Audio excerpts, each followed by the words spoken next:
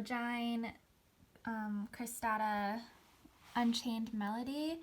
It's too early to detect a fragrance, but it is here and it is beautiful.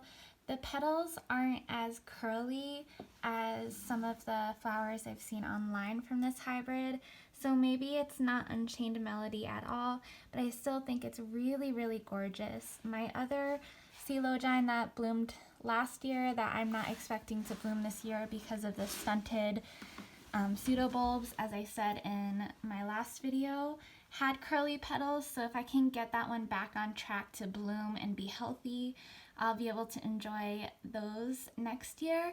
So I'm not really concerned about the shape of the petals, although I really do like the frilliness that I saw last spring. And also this one is the yellow here is a lot lighter than the one I had last year. So from a different plant, obviously. So I don't know, it's nice to have a little bit of a difference. I was worried that they were going to look too similar. I'm just happy that these aren't like the brown color that I thought they were going to be because of the color of the unopened buds, as you can see back here. Because I didn't buy a brown one, and I just like getting what I ordered. Also, I like the white ones better than the like bronze or brown ones. So I'm really happy that it is opening. I think it's really gorgeous. Even if it's not Unchained Melody, it doesn't really seem like the pictures I've seen of this hybrid online, but that's okay. I still am appreciating it, and I will let you know if there's any fragrance at all. My Coelogyne from last year did not have a fragrance. I'm going to try to insert a picture if I can find it.